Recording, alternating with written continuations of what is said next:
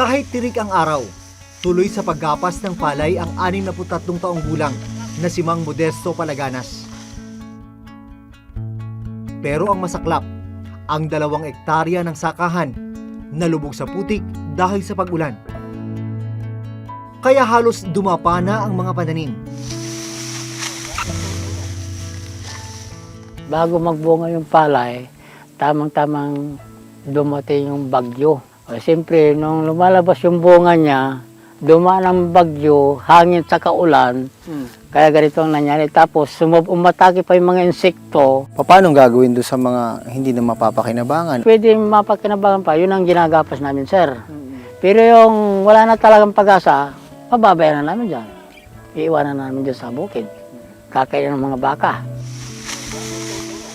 Isa na raw ito sa pinakamahirap na anihan na pinagdaanan nila. Ang inaalala ni Mang Modesto ngayon, aabot kaya sa inutang niyang puhunan na 100,000 piso ang kikitain niya sa ani. Dahil kung hindi na raw sila kayang buhayin ng pagsasaka, baka ito na ang kanyang magiging huling ani.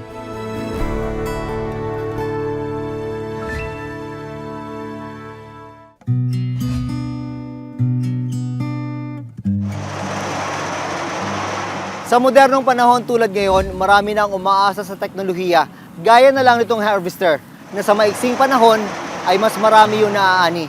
Pero meron pa rin namang ilang sakahan na umaasa sa mga tradisyonal at sa makalumang paraan ng pag-ani.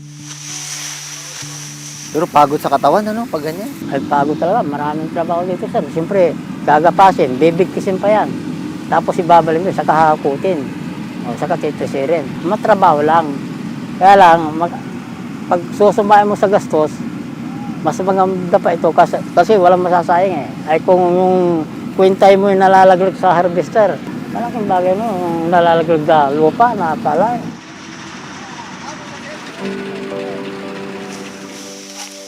Kahit maputik ang palay, pinagtityaga ang anihin ito ni Mang Modesto. Bawat butil, mahalaga. Ay ito, makikipagsapalaran ka. Pag tinanim mo yung palay, hindi mo alam kung kikita ka o hindi. Para siyang sugal. Oh, talagang sugal talaga yan, sir. Katulong ni Mang Modesto sa pag-ani ang anak na si Kenny. Pagsasaka rin ang inaasahan ng 3 pa niyang anak. Dito sila kumukuha ng pangkain at maging pampaaral sa kanyang mga apo. Kaya kami nagpagsusugal gawa sa pamilya namin, ayaw namin magutom. Kaya kahit papano, kahit mahinang ani, at least mayroon kami maipakain sa pamilya. Lalo na ako, siya mga pamilya ko. O, marami na akong apo. Matapos ang 3 araw na pag-aani, nakakuha ng 62 kaba ng palay si Mang Modesto.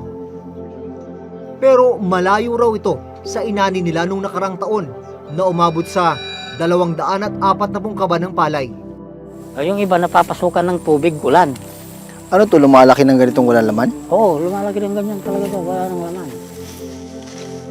2 bagay yung karaniwang problema ng mga magsasaka, sama ng panahon at peste.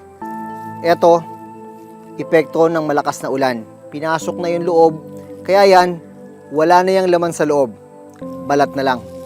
Pangalawa, peste. Yung kulay dilaw na yan yung mga pesteng kumakain ng palay. Hanggang ngayon, hindi pa rin masolusyonan ang problemang ito. Kaya ang palay na ito, hindi na mapapakinabangan. Ang problema, kakaunti na nga ang naani. Bumaba pa ang presyo ng bentahan ng palay. Kung noong September 2018, nasa 19 pesos ang bentahan ng palay kada kilo sa kanilang lugar. Ngayong September 2019, umaabot na lang daw ito sa 10.50 pesos kada kilo. Sa isang kaban na may 45 kilo ng palay, katumbas lang ng 472 pesos ngayong 2019. Malayo sa bentahan nila nung nakarang taon na 855 pesos. Kung susumahin ang kabuang halaga ng 62 kaban na inani ni Mang Modesto, 29,295 pesos. Kulang na kulang sa inutang niyang puhunan na 100,000 pesos. Para lang makapagtanim, kailangan na magsasaka ng binhi, pataba, gamot o insecticide, renta sa patubig, at ibabayad sa mga magagapas ng palay. At ang kadalasang pinagkukunan ng pondo, utang. Baon ka sa utang tapos di ka pa kumikita. Paano yun? Siyempre, makikiusap na lang sir sa pinagutangan na wala pang maibayad. Babayaran lang kung nagkataon na magkapira. Siyempre, madadaan na yun sa pag-iusap. Parang hirap yata ng buhay na yun. Ay talagang mahirap sir. Sa ngayon talagang napakahirap. Hindi na rin daw niya alam kung saan kukunin ang panggastos sa susunod na taniman. Yung ibang naaning palay na hindi maibebenta, pagkakasyahin na lang daw ng kanyang pamilya sa loob ng ilang buwan. Ayaw niyong magutom yung pamilya niyo. Ayaw niyong maghirap. Pero yun ba talaga ang nangyayari? Di ba yung mahirapan ako, wag lang yung mga anak ko o kaya mga apo ko. Kaya kahit matanda na ako, pinipilit ko pa rin lumusong sa bukid para hindi lang magutom yung mga pamilya ko. Ayaw ko na yung mga apo yung mamalimos. Nagdadalawang isip ngayon si Mang Modesto kung magtatanim pa siya sa susunod na planting season sa Enero. Plano raw niya kasing maghanap ng ibang trabaho. Kaya naisip ko na tuloy na nagsusurrender din ako sa pagsasaka. O sa pagmatanggap ako, itong matapos ang itong ano yan, plano ko na talaga isaulin itong sinasaka ko. Ay nababaon na ako talaga utang sir. Wala kang nakikitang pag-asa? Wala na, nawawalan na ako talagang pag-asa.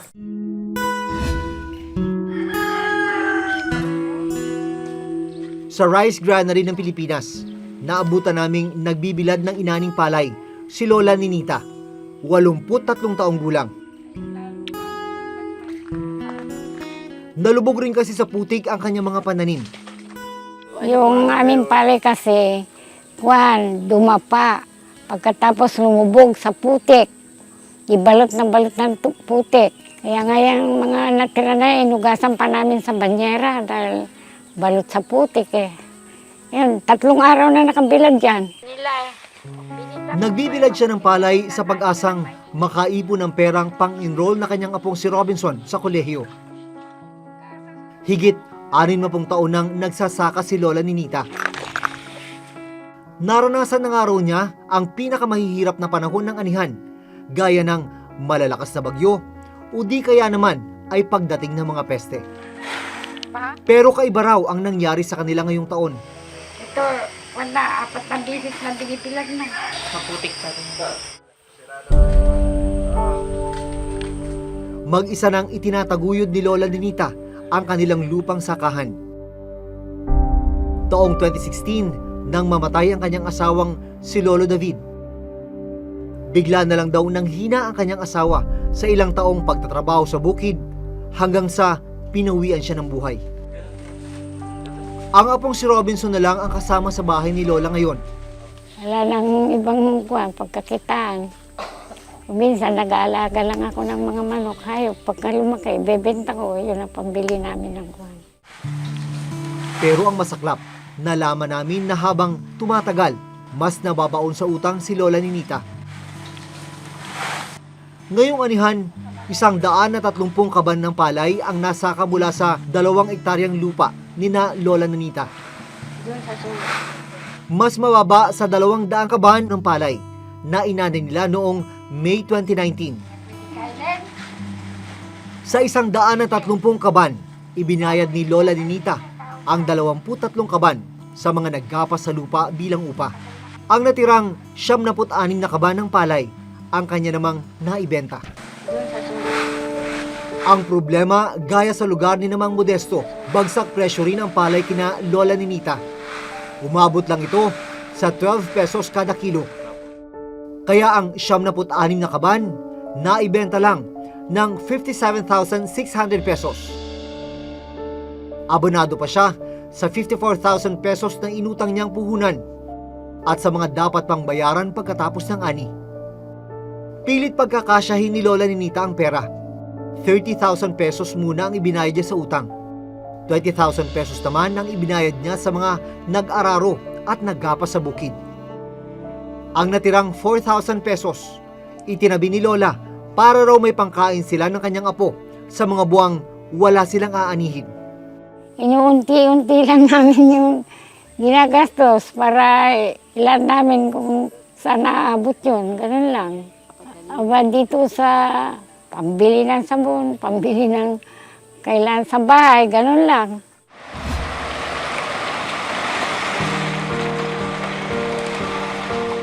Ang masaklap, natuklasan naming ni hindi pa siya nakakaahon sa utang nung nakarang anihan. May utang pang 76,000 pesos si Lola Ninita sa kooperatiba para sa ani noong Mayo. Kung nagsaka ka, talagang uutang ka ulit. Nagtitiis na lang kami. Ayaw din namin ibenta yung aming mga lupa.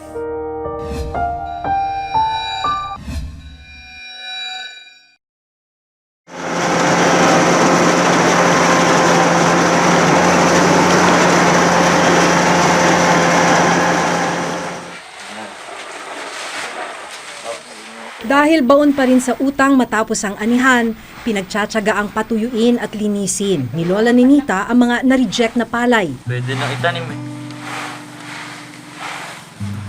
Tubo na pa yung nasa ilalim. Ito raw ang ipagigiling niya para may makain sila ng kanyang apong si Robinson. Paalam na kung hindi makain, di sa baboy na nga ipakain. Titignan kung ubrang kainin, kakainin kaysa wala kaming kakainin.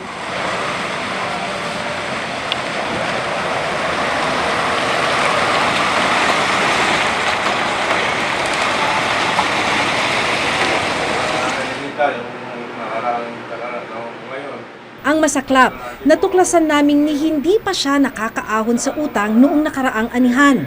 Nakautang pa ba ako sa susunod? May utang pang 76,000 pesos si Lola Ninita sa kooperatiba para sa ani niya noong Mayo.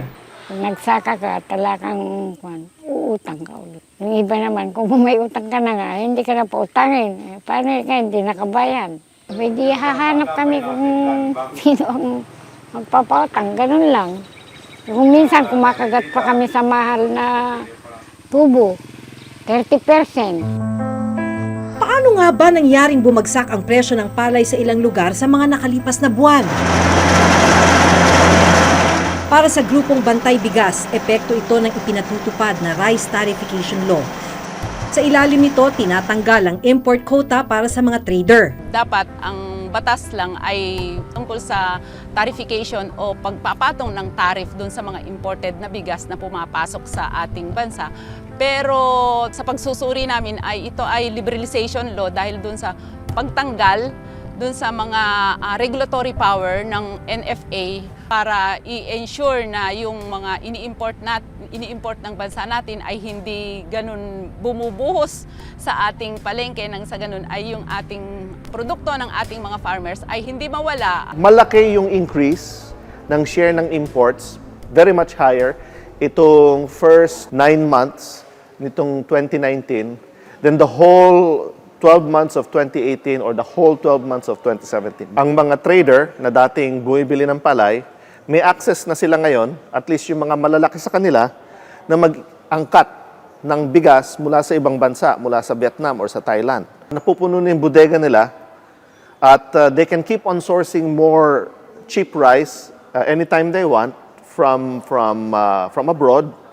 So talagang discourage sila to purchase local palay. So ang tendency niyan, bumaba yung demand for local palay, talagang babagsak yung presyo. Giit naman ng Department of Agriculture, maganda ang hangarin ng Rice Tarification Law.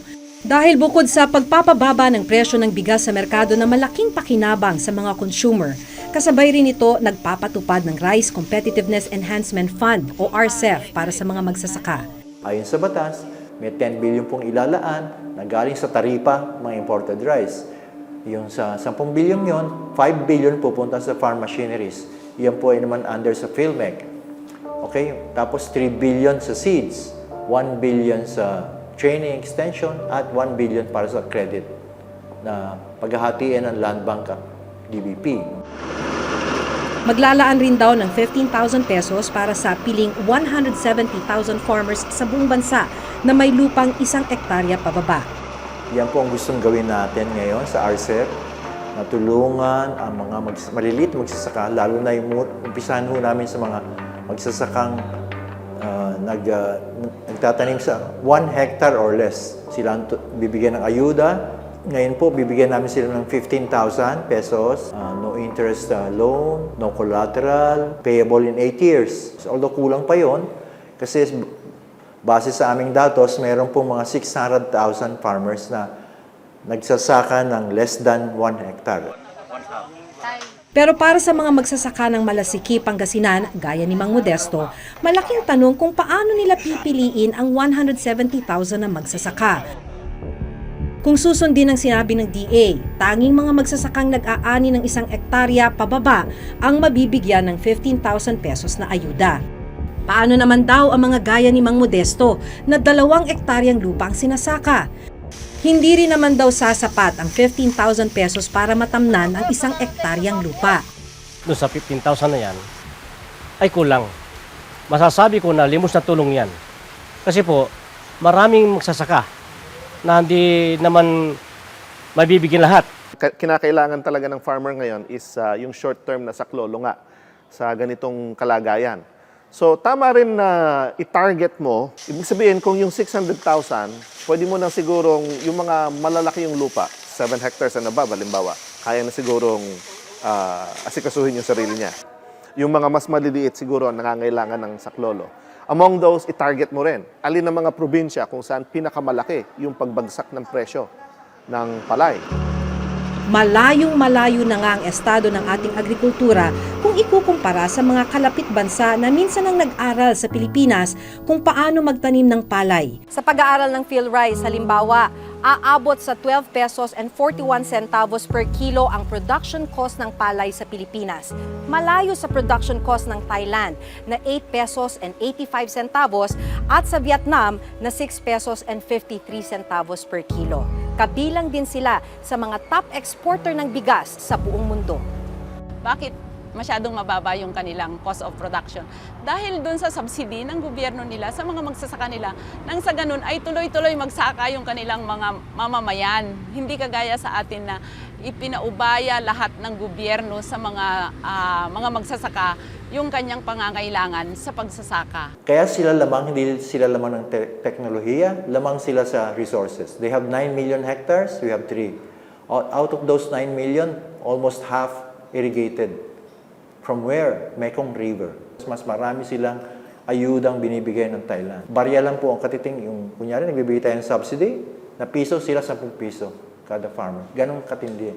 Pati libreng kuryente, libreng credit, it's nasa policy yan. Pag marami tayong pera, why not? So, kaya lamang sila. Sa Pilipinas, may mga programa na ring ipinatupad para sa mga magsasaka, gaya ng pagbibigay ng mga pataba o fertilizer, binhi, sprayer, thresher at iba pang farm implements. Kapuso, napakalaking halaga rin ng pondo ng pork barrel ang naibigay ng ilang ahensya ng gobyerno sa ilang non-government organization o NGO na nakitaan ng irregularidad ng Commission on Audit. Taong 2004, pumutok ang fertilizer fund scam. Nag-ugat ito sa umano'y maanomalyang pagpapalabas ng 728 million pesos na pondo sa ilalim ng ginintoang masaganang ANI program ng Department of Agriculture. Talagang napabayaan yung ating industriya sa agrikultura na nagre-resulta ng krisis natin sa kakapusan sa bigas natin. At ito na, no, yung napakataas na gastos sa produksyon, yung kanilang produkto ay nananatiling napakamababa, luging-lugi. The Philippine agriculture sector has been left behind by our counterparts, all because of policy, the lack of policy and political will. Binalikan namin si Mang Modesto. Nalaman naming nagdesisyon na siyang huminto mula sa pagtatanim. Baka ito na raw ang kanyang huling ani. Sa edad na 63, nagplaplano siyang maghanap ng ibang trabaho para may maipantustos sa kanyang pamilya. Ito rin daw ang nakikita niyang paraan para hindi tuloy-tuloy na malubog sa utang. Sa pagsasaka, parang sugal. Nakikipagsapalaran ako sa pagsasaka, kaya sa ngayon natalo ako palagi, kaya gusto ko na magtrabaho. Ang apo naman ni Lola Nenita hindi na muna makakapasok sa kolehiyo ngayong semestre dahil sa kakulangan ng pera. Plano rin ni Lola Lenita na parentahan muna sa susunod na buwan ng kanilang lupa. Naniniwala rin siyang muli silang makakaahon sa hirap kapag nakaani na sila ng maganda. Abay, may pag-asa pa. Basta umaani ka ng maganda. May pag-asa pang kamabahid sa mga utang. Magtitis na lang kami ka. Basta nakakaraos kami, makakukuha kami ng pagkain. Ayos na sa amin. Ibigyan lang kami ng kahit na pangpuhunan. Obra na siguro yun.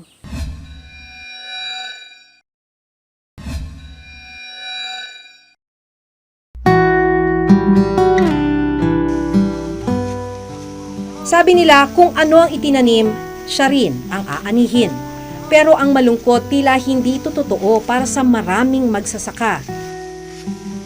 Nagtanim sila, pero utang ang inani. Sana'y hindi dumating ang araw na lahat ng magsasaka mapipilitang tumigil sa pagtatanim at gapasin ang kanilang huling ani. Hanggang sa susunod na Huwebes, ako si Maki Pulido. Ako si Jun Veneracion at ito nakatala sa aming Reporter's Notebook.